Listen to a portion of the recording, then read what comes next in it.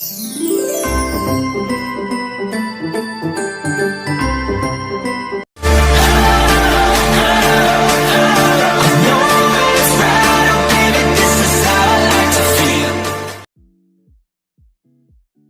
take a look at the ingredients. Now the florets have to be placed in hot water for about 2 minutes and strained. So keep that aside. That's your first step.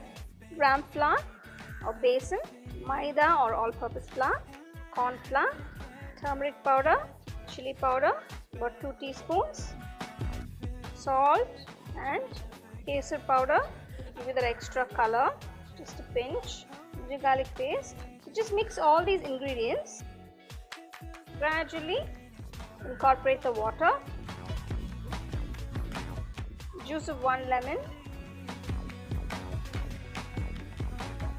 This is the consistency that you're looking for, a nice dropping consistency. It shouldn't be too runny. Now add the florets to this batter. Make sure you coat it nicely.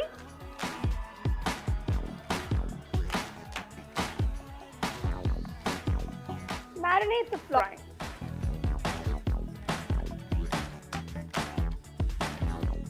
The next step is to deep fry them.